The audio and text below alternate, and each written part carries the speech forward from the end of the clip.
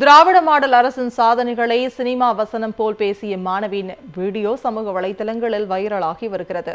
அரியலூர் மாவட்டம் மேலப்பழுவூர் கிராமத்தைச் சேர்ந்த விவசாயி மூர்த்தியின் 2 மகள்கள் படித்து வருகின்றனர்.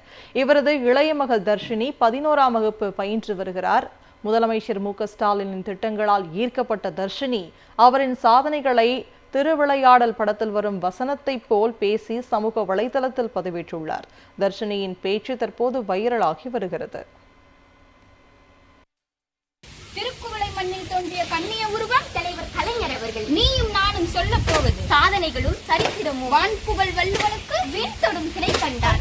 அரசியம் கண்ணகிக்கு கடற்கரையிலும் கண்டார். தமிழ் அன்னைக்கு செம்மொழி பட்டம் என்றார். சென்னையில் வள்ளுவர் கோட்டம் உருவாக்கினார். கள்ளக்குடியில் ரயிலை மறித்தார். குளித்தலையில் கொடி நாட்டினார். வியக்க வைத்தது 75 திரைப்படமும் 40 பாடல்களும். நீ வியந்து பார்த்தது பராசக்தி நீதிமன்ற வசனம். ஏழை எளிய மக்களுக்கு இலவச கண்ணொளி திட்டமும் இலவச அறுவை திட்டம். மேலும் 2 சொல்லு குடிசை மாற்று வாரியம், குடிநீர் வடிகால் வாரியம். பெண்களுக்கு திருமண உதவித்தொகை, பிள்ளைகளுக்கு இலவச முட்டைகள், மாணவர்களுக்கு இலவச பஸ் பாஸ், ஊனமுற்றவர்கள் இல்லை மாற்றுத்திறனாளி, அரவாணிகள் இல்லை திருநங்கைகள். அவர் ஒழித்தது கைரிக்ஷா, அன்று ஒழித்தது தலைவர் கலைஞரின் குரல், இன்று வரை ஒழித்துக் கொண்டிருக்கிறது தலைவர் கலைஞரின் புகழ்.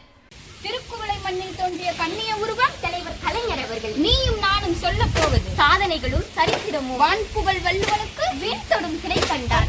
அரசியம் கண்ணகிக்கு கடற்கரையிலும் கண்டார். தமிழ் அன்னைக்கு செம்மொழி பட்டம் என்றார். சென்னையில் வள்ளுவர் கோட்டம் உருவாக்கினார். கள்ளக்குடியில் ரயிலை மறித்தார். குளித்தலையில் கொடி நாட்டினார். வியக்க வைத்தது 75 திரைப்படமும் 40 பாடல்களும். நீ வியந்து பார்த்தது பராசக்தி நீதிமன்ற வசனம். ஏழை எளிய மக்களுக்கு இலவச கண்ணொளி திட்டமும் இலவச அறுவை திட்டம். மேலும் 2 சொல்லு குடிசை மாற்று வாரியம், குடிநீர் வடிகால் வாரியம். பெண்களுக்கு திருமண உதவித்தொகை, பிள்ளைகளுக்கு இலவச முட்டைகள், மாணவர்களுக்கு இலவச பஸ் பாஸ், ஊனமுற்றவர்கள் இல்லை மாற்றுத்திறனாளி, அரவாணிகள் இல்லை திருநங்கைகள். அவர் ஒழித்தது கைரிக்ஷா, அன்று ஒழித்தது தலைவர் கலைஞரின் குரல், இன்று வரை ஒழித்துக் கொண்டிருக்கிறது தலைவர் கலைஞரின்